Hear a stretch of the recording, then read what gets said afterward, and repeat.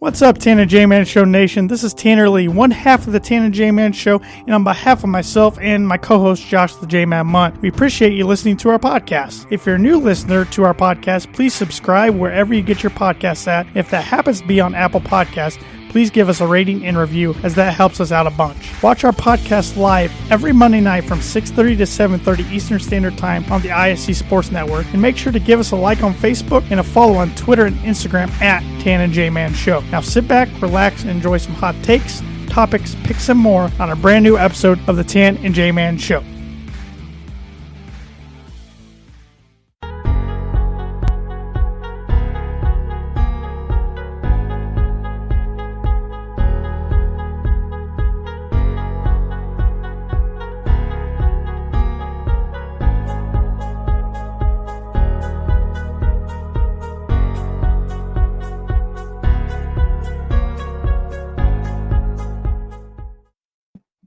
Hey, it's Monday night, March 7th, 2022, and you're listening or watching on the ISC Sports Network to another brand new episode of the Tan and J-Man Show.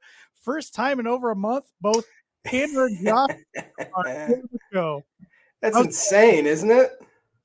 Yeah, it feels like a while, you know? It does. Last week, I'm like, let's see if I know how to do this again. After taking a week off, I'd never done that before in the history of the podcast, and I forgot to thank the fill-in co-host last week. So thank you to Aaron, our good buddies Aaron Lynch, Evan Webb, and Cameron Screeton for filling in for me while I was gone. They did a great job.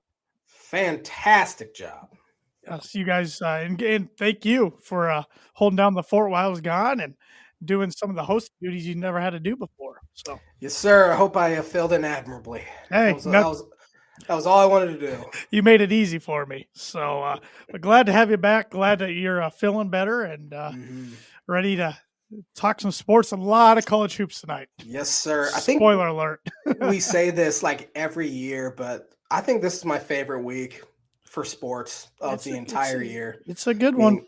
You have the little conference tournament championship games where you have to win to get in. Those are always fun to watch. Then any tournament basketball. I found myself, so I was out all last week. So I found myself, I never watch women's basketball. I watched a decent amount of the women's Big Ten tourney. No way. Just because I love tournament basketball. And so that's where my mindset is this week, especially after the Illini's big win last night to clinch a share of the Big Ten title for the first time in 17 years. That was their first one since 2005? 2005, yep. Wow. That's hard to believe. They finished runner-up a couple times, including last year, which arguably last year they could have easily won it if it weren't for the COVID rules, but I've already complained about that enough. But yeah, we have that on record a couple times. Yes. My distaste for Kevin Warren, both of our distaste for Kevin Warren has been on the record quite a bit. Yeah, what? The guy hadn't even been on the job. Oh, no, he's been on the job, what? Oh, less than 2 years, right? Less than 2 years, yeah. And he's rubbed about every Big Ten fan the wrong way. Yep. And I tried to give him the benefit of the doubt last year. First year, he's having to deal with COVID and all that, but he has no excuse now, and people still hate him. So. Yep. I have some birdie bogey for you here. All righty. It is an NBA question. This is the best question I can find. It's a pretty easy one. You have to get all three in order to get anything. If you don't get all three, you get a bogey. All right. There are 3 active players with 25,000 career points in the NBA. Who are they? Okay. 3 active players with 25,000 or more points. Career points. Yep. I think you got a pretty good shot. Birdie Bogey brought to you by Noble Gnome LLC for fresh, locally grown, nutrient-dense produce from Bryce and Katie Romine, Mentone, Indiana. Like them on Facebook, follow them on Instagram, and check out their website, noblegnomellc.com. Yeah, and go check out their clothing store on their website. They're constantly adding new things. So I know they had a backpack the other day. So backpack, tons of different T-shirts, apparel, tons of different colors to choose from. And like I said, just last month they had the Olympic-inspired beanie or sock cap. However, what do you call it? Do you call it beanie or sock cap? I think we've been over this before. But sock cap all the way. Yeah, that's me too. So, so go check their website out. Tons to choose from, and warm weather's hopefully around the corner here soon. Mm-hmm. So we'll be giving you updates on their produce as they come in. Get your edgies. Yep. What do you want to start with tonight there, Tan? We got college basketball. We have college basketball. We have college basketball. Actually, before we start with college basketball, you were off last week, and the MLB has officially pretty much stood still on their lockout. They've had to cancel the first 2 series of the regular season. They didn't have to. And this is why I want some of your thoughts and opinions, since you didn't get to express to the nation last week your voice. So I'm PO'd. I think everyone's PO'd, and a lot of it, and rightfully so, is at the owners. I've hated the owners since really forever, ever since Tom Ricketts decided to buy a soccer club instead of spending on his Major League Baseball franchise. But they cry poor. Every single one of them has cried poor. This is a business that has brought in $10 billion worth of revenue on average the past 5 years. And Rob Manfred continues to say that it's been a rough couple years for Major League Baseball. Well, what are you spending your money on if you're running through $10 billion worth of revenue? Owners are crying poor. They would rather get a victory over the players than they would be to play this year. They would rather cancel the season regardless of the detriment that would come to professional baseball. So as you even said, being a casual fan, you just kind of stopped caring. I know a lot of casual fans that have just completely stopped caring. Owners don't care whatsoever. They would rather make pennies on the dollar more than have a baseball season this year. They're trying to save $200 million of a $10 billion industry. That's 2%. Yeah. 2% is all they care about. It's the greediest of the greedy. Absolutely. Now there might be some owners that are like, we need to get a deal done. I'm willing to meet the players' demands, but it only takes 8 owners to say, nah, nope. So it's looking increasingly likely that more games are going to be canceled. I know the players have said that Major League Baseball has a set number of games they need to play in order to make money this year. Because I think it's 25 games they have to play, or they have to start refunding their TV deal. So if they miss the first 25 games, not a big deal. After that, they have to start giving money back. So we'll see if they finally become motivated to get a deal done. I'm completely on the player side. They deserve everything they're asking for, and they're actually making concessions too. They are compromising all of that, and then the owners are coming out saying that was the worst deal ever that they proposed to us. They're just throwing the players under the bus continuously, and no one cares about the owners whatsoever. What they're saying or anything, no one trusts them. Everyone's mad at them. Players can't stand them. Rob Manfred is the worst commissioner in the history of sports. I think we can almost set that in stone right now. And he looked so relieved when they didn't come to a deal. Did you see any of his press conference? He was smiling. I saw some images of his body language and his facial expressions, but I did not watch any of it. Yeah, he is so happy that they could not come to a deal. He is, for whatever reason, trying to ruin the sport. He says he's doing it because he loves baseball and wants to help save baseball. He has done so much damage to this sport. It's going the opposite way. I hated Bud Selig, but I would do anything I possibly could to bring him back. That's how bad the Manfred tenure has gotten. Players hate him. I mean, Marcus Stroman is very outspoken about him, calling him man clown on Twitter and saying how he needs to go. Rob Manfred. Manfred as well. The owners, just as I said, they only care about making a little bit more money and getting a victory over the players more than they do actually trying to save the sport, which is a very crucial time for Major League Baseball. And it's just not going well. And I'm glad the players stood up for themselves and said, no, we're not gonna concede here just because you threatened us with a cut in pay, canceling games, which Manfred, as I said, did not need to cancel games at all. Didn't need to. For one, the owners didn't need to lock out the players. They could easily have them in spring training right now. The only reason why they locked out the players is because They thought it would help jumpstart negotiations, but then Major League Baseball didn't pick up the phone for 43 days. They waited 43 days before they did anything. The owners are the absolute worst. They're the worst group of humans in the United States that are public figures right now, in my opinion. Can't stand them. I think we're in real danger of missing a majority of the season this year. What is there a set number of games you think if MLB was to miss that they can potentially never recover from going forward? Or do you think that has to be the whole season?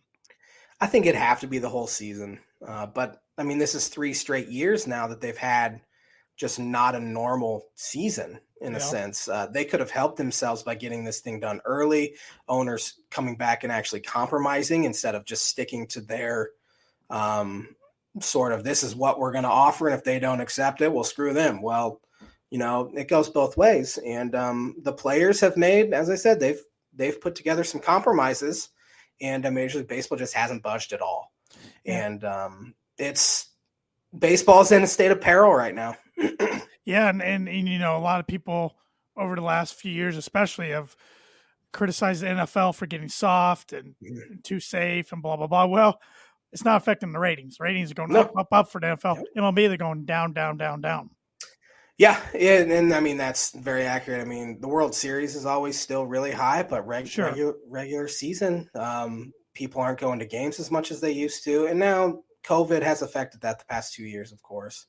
But they're still bringing in an insane amount of cash. Right. An insane amount of cash. I mean, $10 billion worth of revenue just last year. And as I said, the owners only care about 2% more that they're trying to save, which is just asinine. And it's frustrating. And I think the players are very ready to sit out a season if Major League Baseball doesn't buck up. Well, our podcast needs it to happen. Yeah, so it really does. Or we're going to be watching a lot of college baseball. Yeah, and reporting on that. Hey, Boilers are 12-0, ranked number 21. Really? I did not know that. They're one of the, I think, 7 or 8 remaining undefeated teams. They're ranked 21st as of today. So I can get into college baseball if I need to. Sorry I brought it up.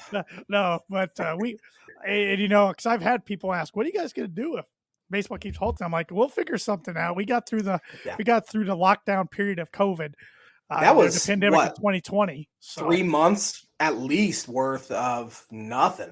I mean, people will get tired of lists and things like that. But could do a trivia show. We can get some guests. We can do interviews. We can figure something out. I still have a hard time believing that they just cancel the season. I think the owners will be like, oh crap, we're going to lose a ridiculous amount of money if we don't actually try to work things out instead of just whining about it to the media.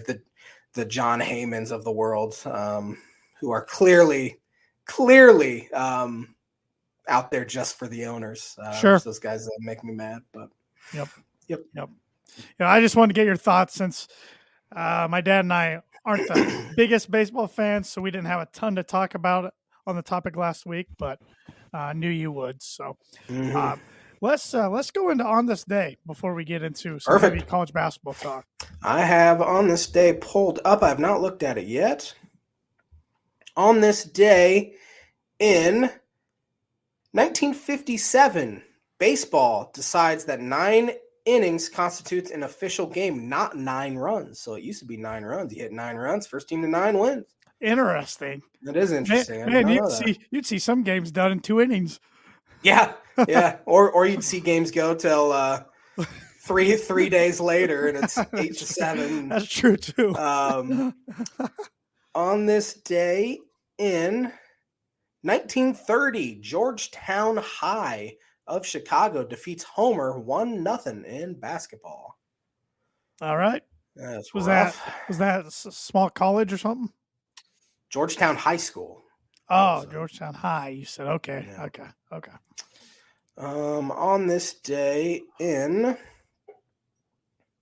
1955, baseball commissioner Ford Frick says he favors the legalization of a spitball. Good old spitball. Yeah. You ever throw one of those in your day? No. It was a different day back in 1955. On this day in a lot of men's basketball conference tournaments.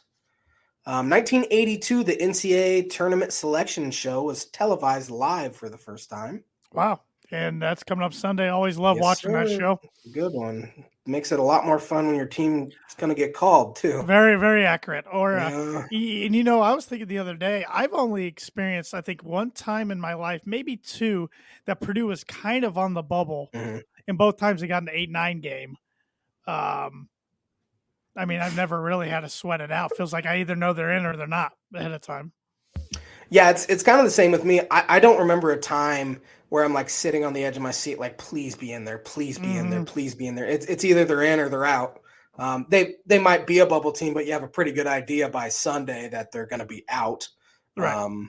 I don't remember even a season where they've entered the Big Ten tournament where if you lose the first one, you still have a chance to get in. They either have to win multiple games to get in or win the whole thing, or they're in. Yeah. On this day in 1996, Magic Johnson is the second NBA player ever to reach 10,000 career assists.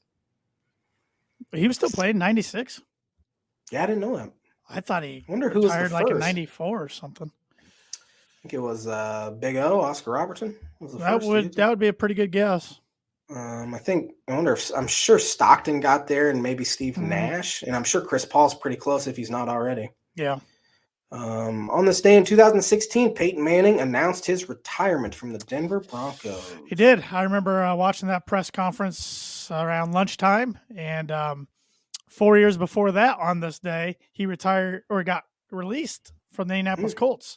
So it was 4 years exactly after that, because a lot of people forget he had 1 year left on his contract in Denver when he retired. Yeah. But there was a lot of talk that Denver didn't want him back, and if he wanted to play one more year, they were gonna, if anybody was interested, try to get rid of him. It was pretty evident that he was done that whole season. He was not very good until he was really pretty good in postseason, but did what he had to do, manage the games. Yeah. I mean, he got that injury with his foot, and I mean, the older you get in the NFL, especially for a quarterback, the harder it is to recover fast. Yep. So, it started out the season before that in the 2014 season. Late in the year, he got hurt in a game at San Diego, and that kind of started, it seemed like, his decline.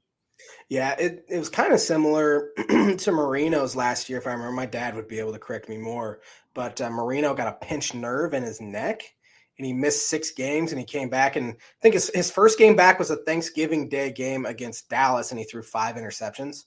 And, of course, they lose 62-7 in his final game ever in the playoffs against Jacksonville. But that's pretty similar because he was still playing pretty well until he got hurt, and then he knew he was done. And that was the thing, like Tom Brady, a lot of people, that casual football fan, well, how did Brady play so long? He didn't get hurt that much. I mean, he was pretty well protected, got rid of the ball pretty quick. I mean, I still think if he wanted to play and Giselle and his family didn't want him away and being at home and being a husband and father, like it looks like they want him to be, and can't fault them for that at all, I think he could still play a couple of years. I mean, he led the NFL in passing yards this year and passing touchdowns. Is that correct? I don't know about the touchdowns, but and he was almost helped that he had his severe injury pretty early in his career. He was 27, 28 years old, so could come back from that pretty easily. What season was that? 2009? No, 2007. That was the 2008 season. Okay. Yeah. Because the only time the Dolphins have made the playoffs was because Tom Brady was either suspended for 4 games or he was injured. Because the Patriots still went like 10-6 with Matt Castle, if I'm not mistaken. The AFC East had 3 teams at 11-5. Oh, okay. And Dolphins were the only one to make the playoffs. Wow. Yeah. Maybe the Patriots were 10-6. I don't remember. They were pretty good, but they weren't. So that's going to do it for On This Day.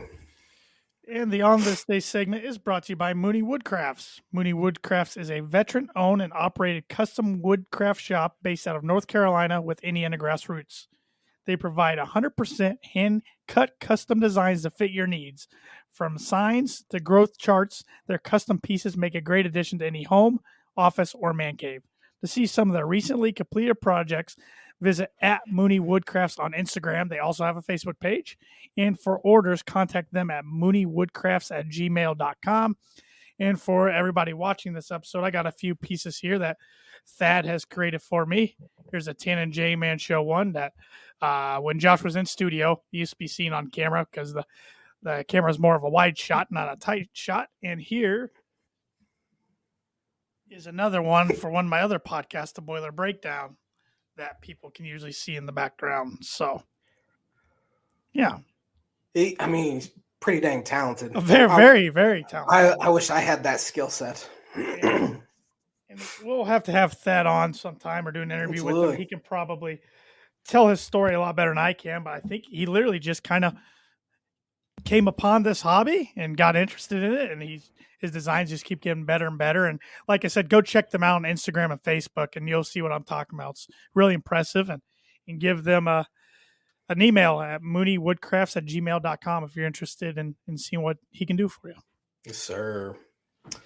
So you want to talk some Big Ten hoops? Yeah, I want to get into the word association. Actually, Beautiful. Before this week, I just want to change it up a little bit. It's got to do with Big Ten hoops. So I thought we might as well knock it all out, and then we can just freelance Big Ten hoops here. But I listed, and some of these guys have been on our word association list before, but these are the last 15 Big Ten Coach of the Year winners.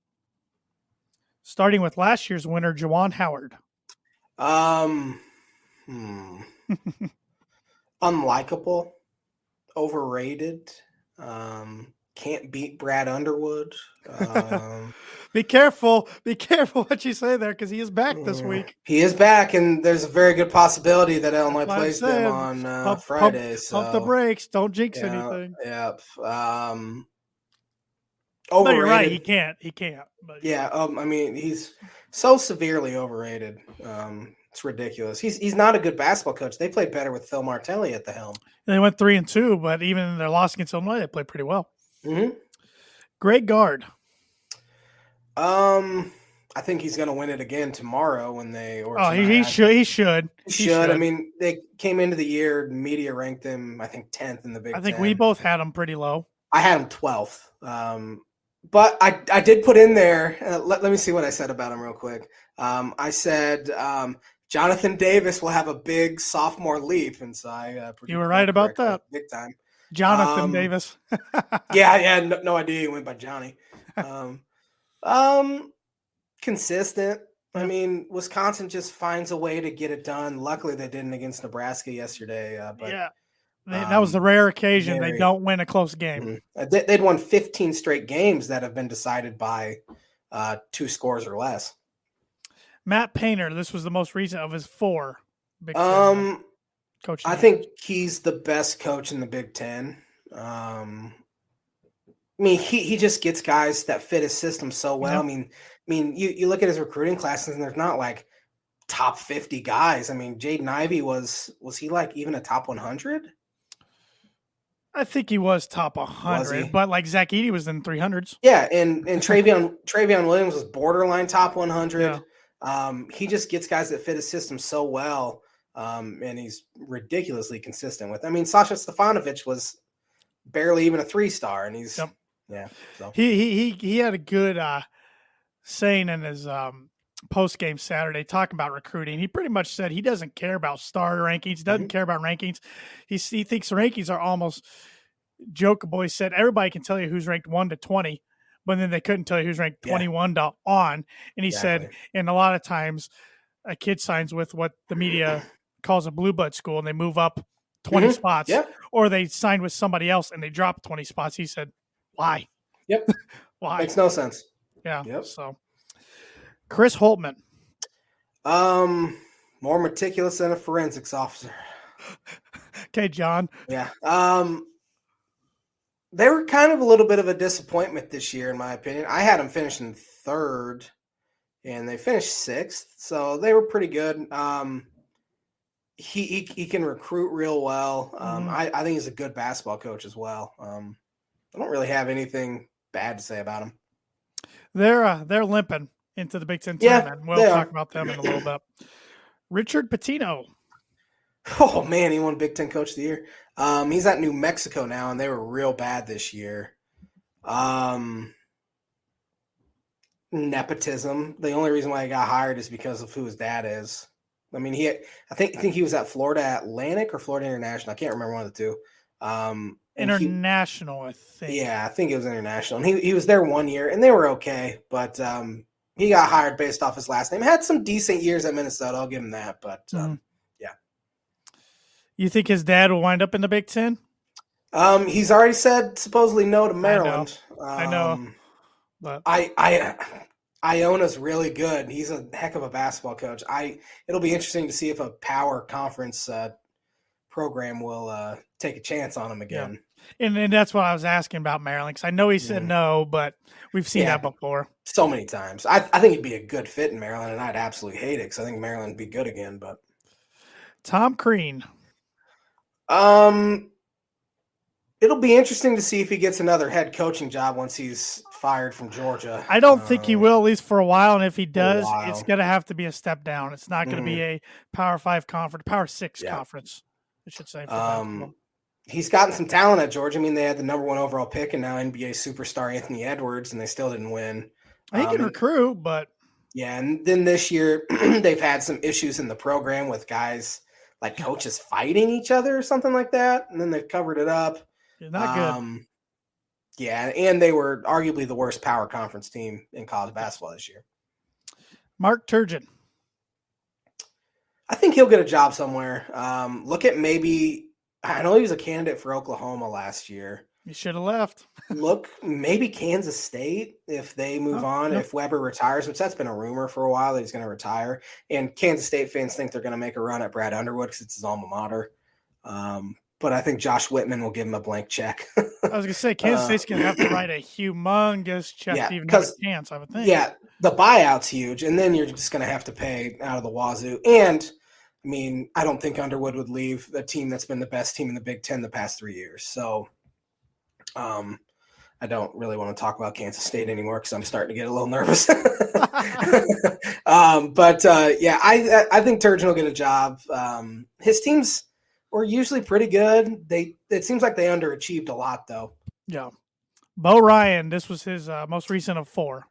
Bo Ryan, man.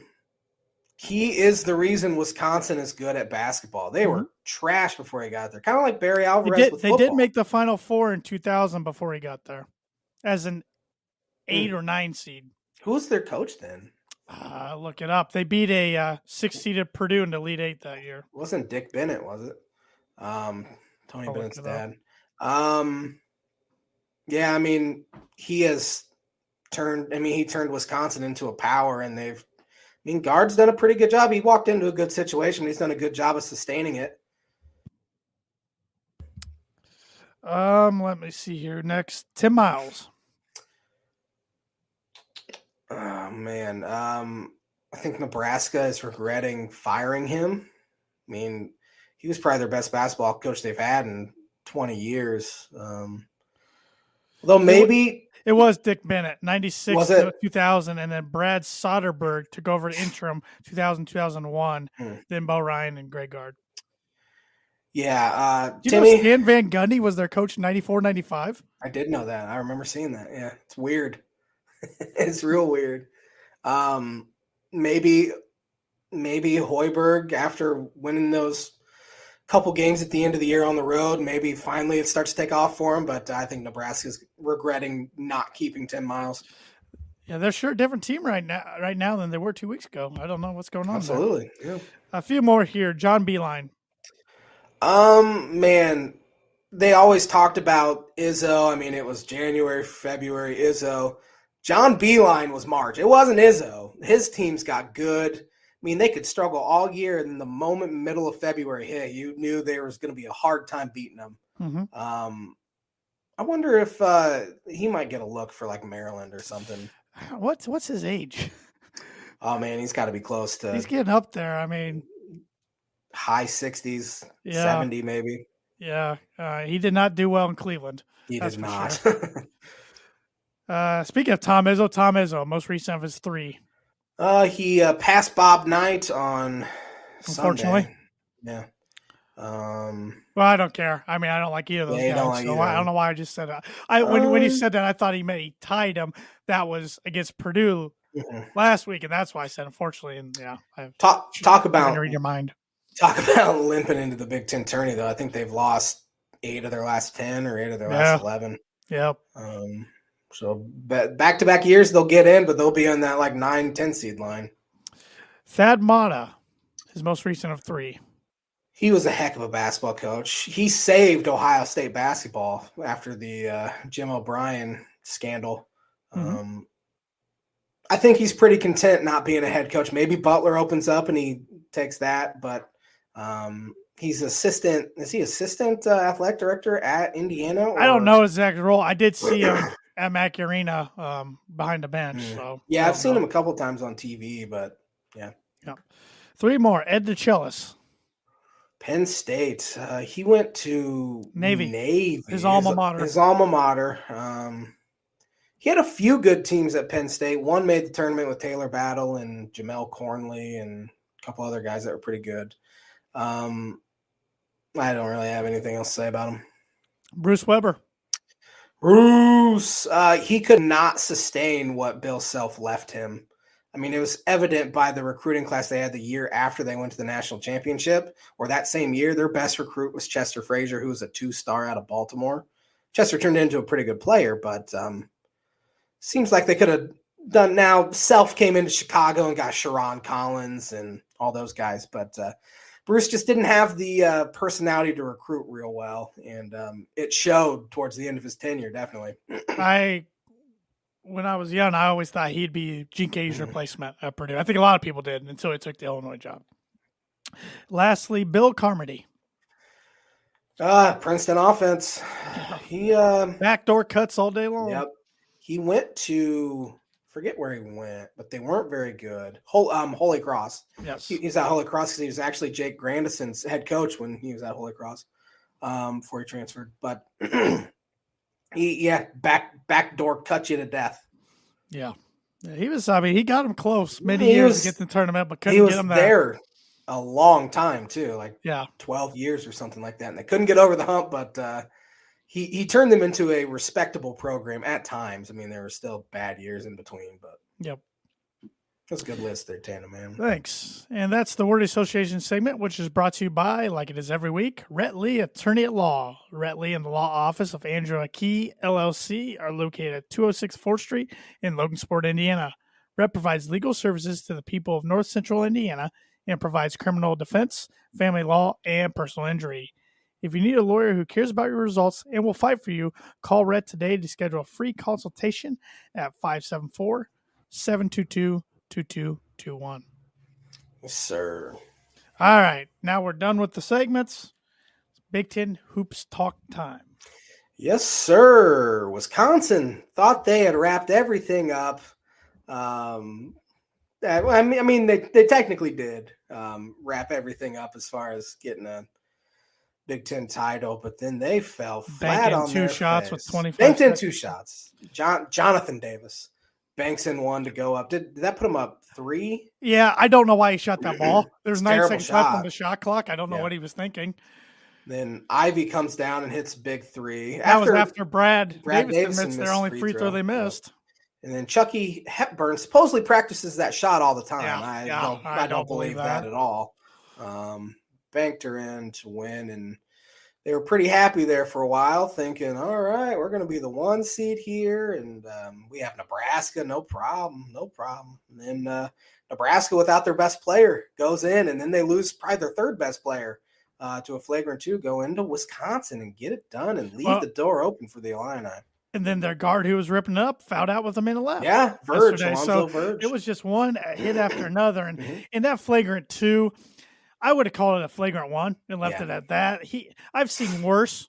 Absolutely. Flagrant 2. So I thought the refs were trying to do everything they could to give Wisconsin that game. Johnny Day, he didn't play the rest of the game, I don't believe. No, they're calling it a sprained right ankle now. Okay, because Guard said it wasn't too serious, but who knows? Yeah. He might be able to go on Friday, But I've seen those things linger and people mhm, not be the same. So yeah.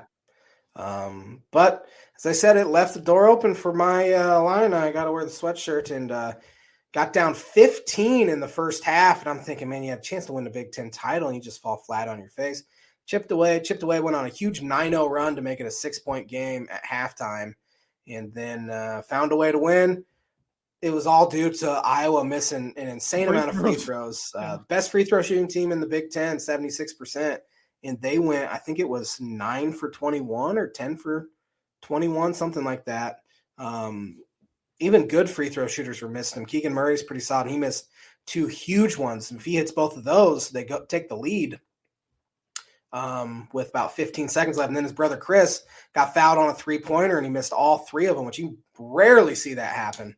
And so Illinois found a way to get it done. It was really big and a really cool moment for the program because, especially for the seniors, Trent Frazier and DeMonte Williams, they showed up when Illinois was arguably at like the darkest days of Illinois basketball.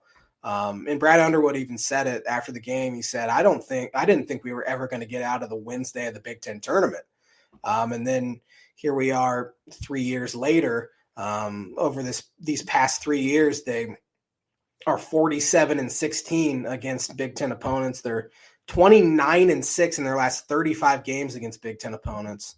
Glad to be 2 of those. yeah. I'm not. Is Purdue the only team they haven't beaten the Big Ten this year? Or was their opponent maybe you guys played once and lost to? They only lost 5 games, and 2 of them were to Purdue, and they lost to Rutgers. Did you play them twice? Yep, blew them out in December. Lost to Rutgers. Maryland, you beat them once. Maryland beat them in Illinois. Didn't beat Ohio State. That was a 1-gamer. Oh. Okay. Which, I mean, Illinois was 16-4 at home this year and 15-5 on the road or something like that over the past 2 years. I don't know. It was some stat I saw. In Big Ten games. So I actually felt better about them playing on the road.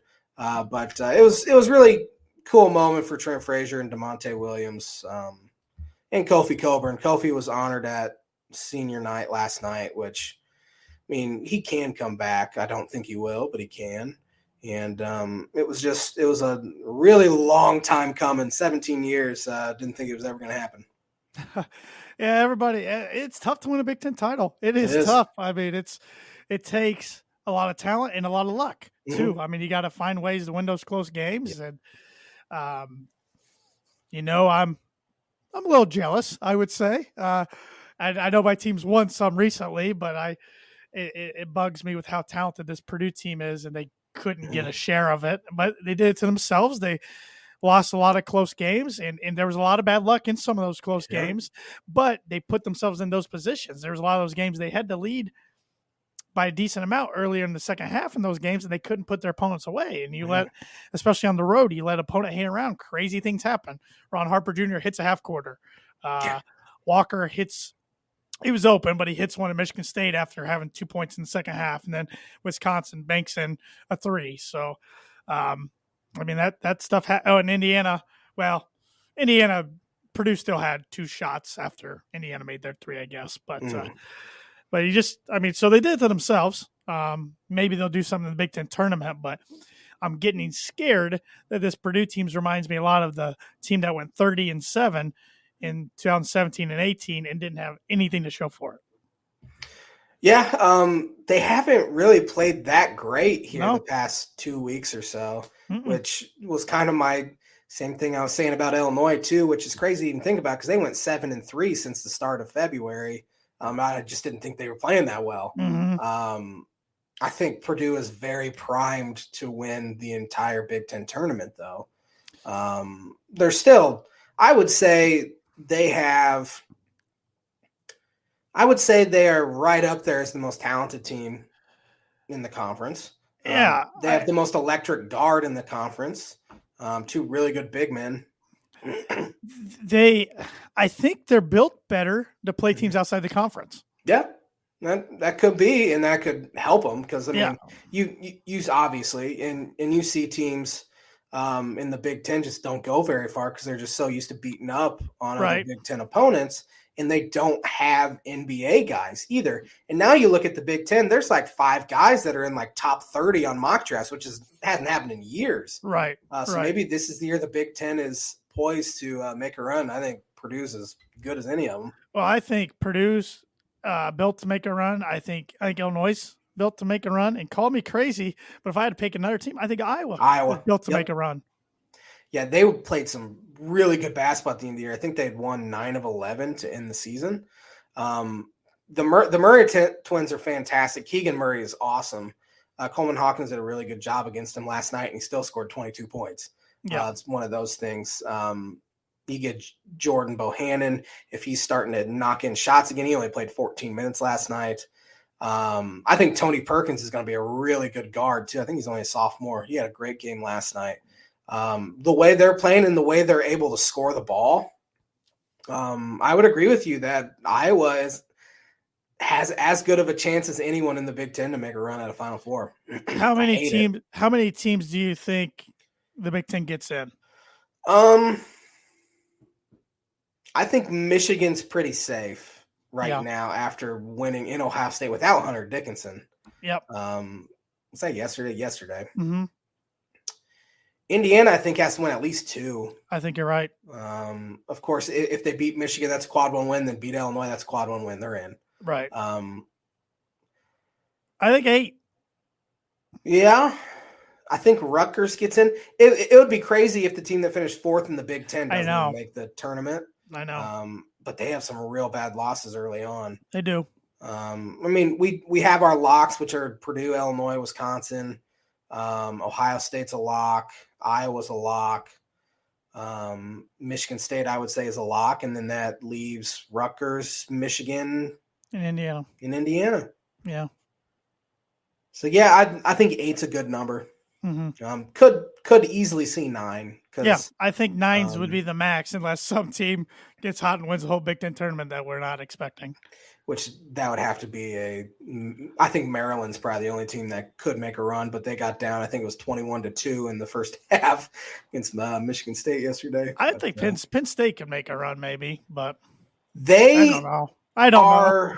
Penn State is the most frustrating team to play in the Big Ten. At least, I mean, Illinois only played them once, but they held the ball to 25 seconds left in the shot clock every single time, or till 5 seconds left in the shot clock. They wasted 25 seconds worth of it.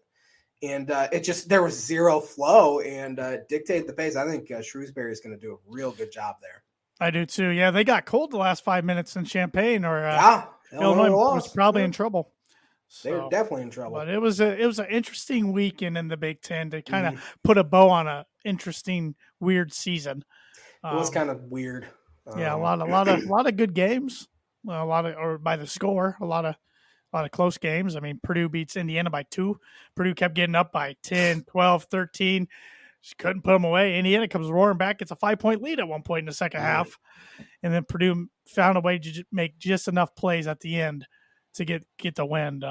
I thought for sure when Travion Williams missed those 2, I'm like, Xavier Johnson got the ball. Here we go again. Somebody's going to hit a buzzer beater, but thank God for whatever reason he decided to shoot a half quarter instead of trying to take another dribble or 2 and get a better shot or pass. I don't know what he was thinking. I think he was trying to draw a foul. He was really good though Saturday besides that last play. He's been pretty good here down the stretch too. They just haven't been winning many games. Tried to punk a few Purdue's players into doing what Rutgers the guy with the headband, I can't think of his name right now, but he did. Yeah, he was trying to do that towards the end of the game, grabbing some wrists and some arms, but it didn't work, thankfully. Yeah, Xavier Johnson's dirty. Yeah, he is dirty. I just remember the Illinois game. He was all over Trent Frazier, and Trent Frazier got called for a push-off because he's like, get off of me, because he was literally hounding him, and refs weren't calling anything. Yep. He tries to get under guys' skin. Sure. It did the opposite effect to Trent Frazier because he went off for like 18 points in the second half against him. But, they pretty disappointing year for Indiana once again, if they lose. I would say so. I mean, they're not conference. They had a good record, but they didn't really play anybody. They lost that multiple overtime loss at Syracuse. And then it started off decent in the Big Ten, and then the last month and a half, it's just been a nosedive. Yeah. They were 16-5 when they played Illinois on February 5th. I just saw that. And now they're 18-12? 18-12 or 18-13, something like that. So they've lost 7 of their last 9 at least. Yeah. So they need to win some games in the Big Ten tournament to get in. Yeah, like you said, I think at least 2. They seemed pretty safe heading into last month too, and that's just. I think Lenardi, as of today, has him as his first of the first 4 out, so he has him right there on the bubble. Yeah, which I think about every bracketologist has had him like in the last 4 in or the first 4 out, so they're still right there. But and I don't think the committee takes into account how they're playing at the end of the year like they used to with teams. Remember that they used to be what have they done the past 10 days or something like that. I think they just look at the resume as a whole, which really the thing that's saving Indiana's resume right now is the home win against Ohio State and home win against Purdue. That's it. You're 100% correct. 100% correct. So their resume doesn't have a whole lot of beef. I did have to chuckle. There was a lot of student section signs, about as many as I've seen in a long time in the pay group Saturday. And my favorite one was there was a group of friends, and they, IU likes to talk about their banners. They had 5 NIT banners: 2017, 18, 19, 21, and then 22. That's funny. And they skipped 2020 because COVID, and Indiana would have made the NCAA tournament that year. Yep. So I thought that was pretty clever. That's pretty funny. Good. Yeah, I was like, that's good. So a lot of NIT chants, a lot of NIT signs. So we'll see. I mean, they can still make the NCAA tournament. They're going to have the most fans in attendance there, especially on Thursday when they play Michigan. So, and Michigan, I think they only played once, and that's when Michigan drilled them at Assembly Hall. Yeah. Which I'm glad I brought that up because it reminded me there was a stat I saw today. Our good buddy Evan Webb sent it to me, and I was surprised by this. Purdue lost 6 games. Every team that beat Purdue lost their following game. Huh. It's kind of like both times Purdue beat Illinois, they went on the road, lost to Indiana, and they got smacked by Michigan. It's like it takes a lot out of you to beat Illinois. It must take teams a lot out of you to beat Purdue too. So. Especially because they're so focused on beating one of the best teams in the conference. Right. And then it's like, Wisconsin had like the Super Bowl hangover in a sense against Nebraska. 100%. So. Yep. Yeah, the college basketball's been crazy this year. I think we're going to have some crazy conference tournaments. We're definitely going to have a crazy NCAA tournament. You can't take a night off. Can't. You've never been able to, but it's even exacerbated this year. You have to bring it every single time. Outside of the Big Ten, Duke, Coach K night, a team they beat by about 30 at Chapel Hill. Yeah. That first matchup was one of the most lopsided games I've ever seen of a Power 6 conference. Duke was up 13 the next game against them as well, and then they blew it. My goodness, that has to feel so good for North Carolina fans. Oh, outside of a national championship, that has to be like the best feeling ever. Has to be. And ESPN just shoves Coach K down our throat. Just this guy is a legend, and he is a legend. We know that. But showing Coach K shook every single one of North Carolina players and coaches' hands. So does every other single coach. That doesn't make him special. Not Juwan Howard. Except Juwan. Juwan Howard's the only one that wouldn't know. But Coach K, every single time they lose, he'd have some excuse, or he'd go into the locker room of the opposing team and tell them how great of a job they did. Yeah. It irritates me. Yeah. He's just so self-righteous. And I was so happy to see all the Duke fans crying and Coach K losing his last game. That made me so happy. Can you imagine spending about $5,000 on a ticket and then seeing all that happen and lose, seeing a loss? Good for them. Yeah. It's, I wonder if ESPN will still probably give them the same love next year when Shire's at the helm. Oh, absolutely. Probably, maybe not as much because it'll be different. But there were rumors. I saw this. I read it a few weeks ago that Duke wanted Tommy Amaker to come back, who's at Harvard. He's been there forever. Michigan coach, but Coach K stepped in and said, no, I want to name my successor, which, I mean, that happens with legendary coaches. They name their successor, but that kind of gave Tommy Amaker a raw deal there. Yeah. He's done a pretty good job at Harvard, too. Oh, done really good job. Really good job. I think you said your dad gave you some questions. Yeah, I have a envelope here. It says Big Ten questions with Princey's award season. So I have not looked at this. So let's see what we got here.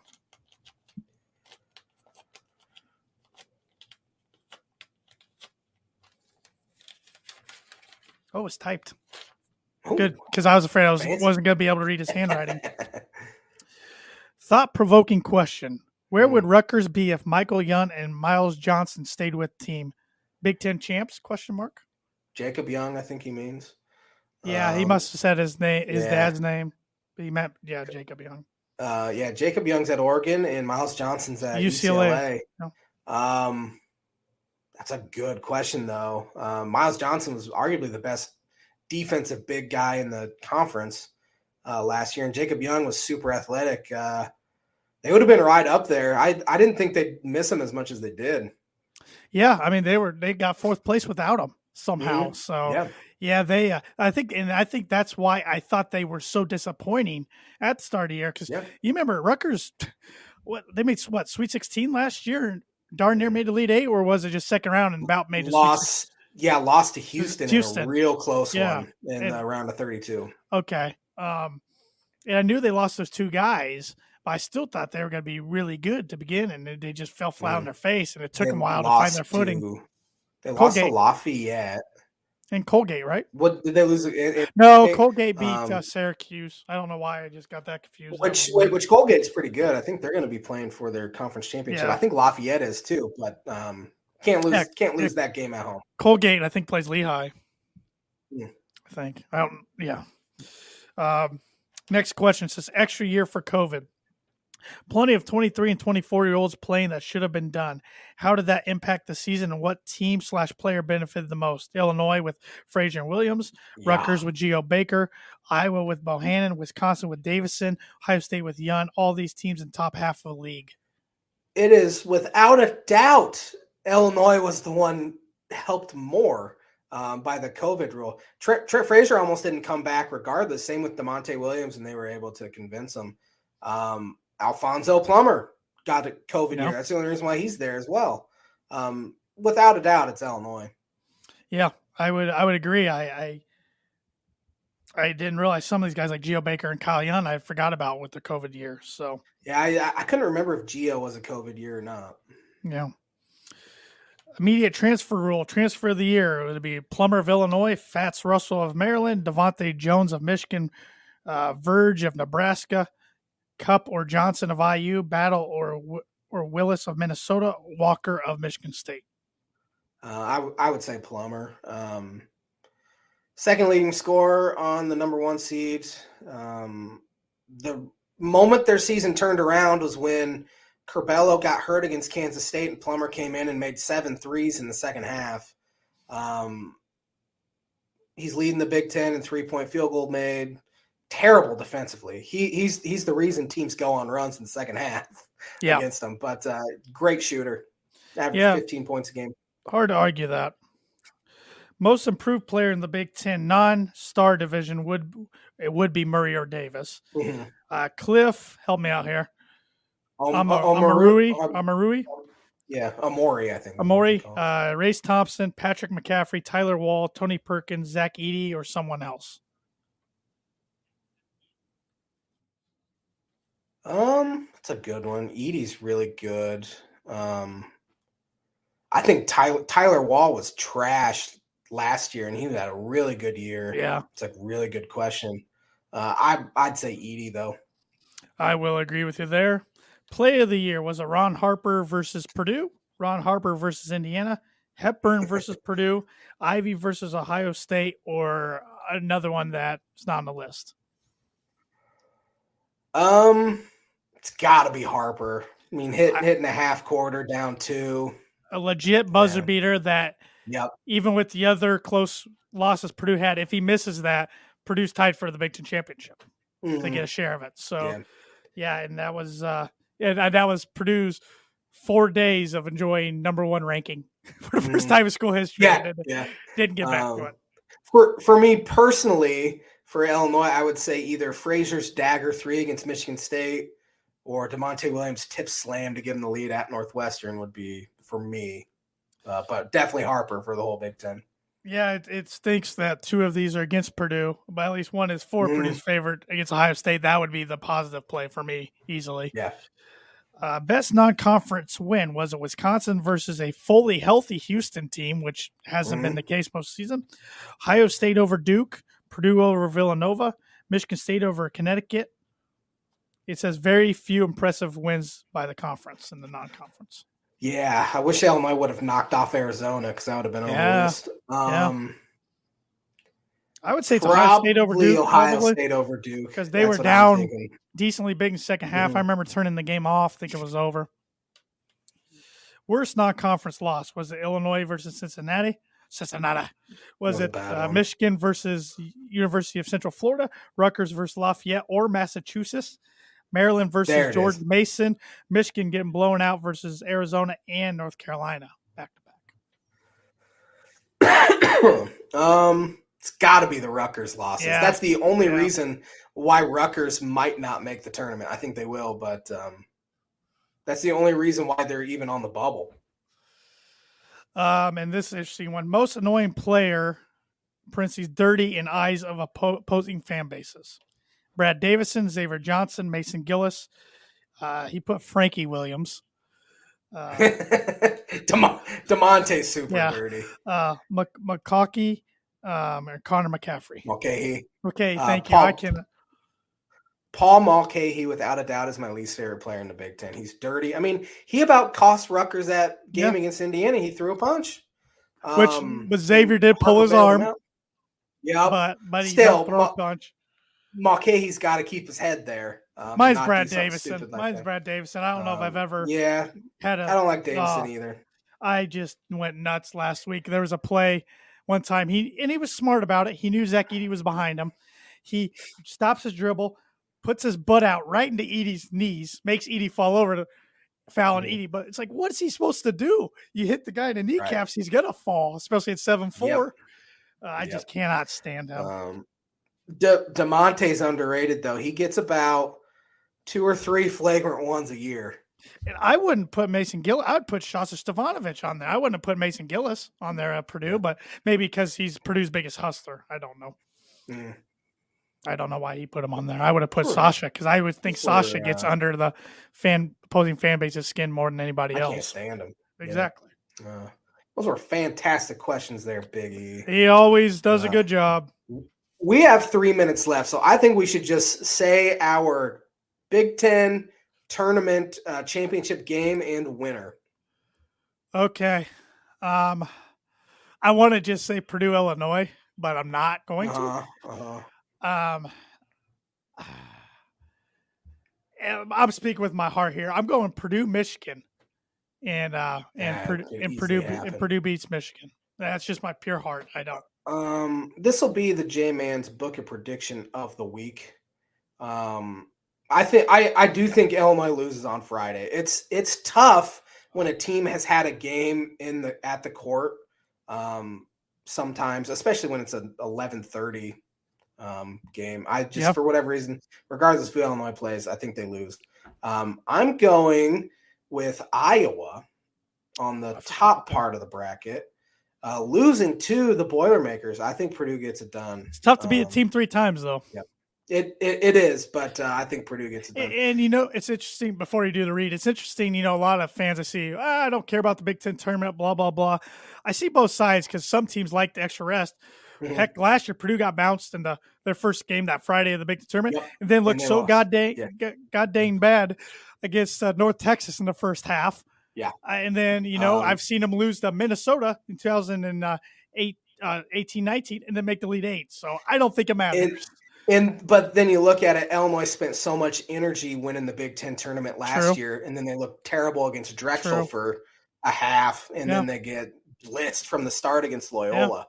So there's benefits and but it's nice to win that trophy and get that banner. Yes. If you can. Yeah. Yep. Because it's hard. Only 4 teams make the Final Four, and only one cuts down nets at the end. Yeah. It is extremely hard to do it, so you might as well get something to show for your season. Absolutely. I was just about to say that. That was the one good thing about Illinois last year as well. Won the Big Ten tournament, so we can fall back on that. But J-Man's Book Prediction of the Week brought to you by Indiana Farm Bureau Insurance Agent Travis Watering. Life, home, auto, business, renters, workers' comp, and farm insurance. Contact Travis at 219-869-4561. His email is travis.watering@infb.com. This episode is also brought to you by The Dam Landing. Whether you want an epic burger, hand-tossed pizza, hamburger, tenderloin, seafood, craft beer, or a handcrafted cocktail, Dam Landing is the place to be. They have fantastic food, fantastic beer, and they have a beer garden on beautiful Lake Manitou, located at 1305 Ewing Road in Rochester.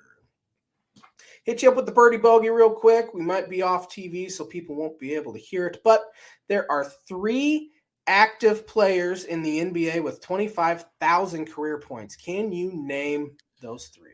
LeBron James? Yep. Kevin Durant? Yep.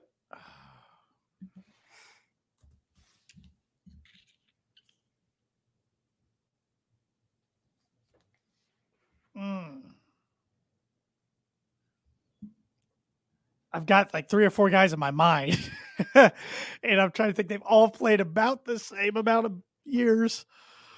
I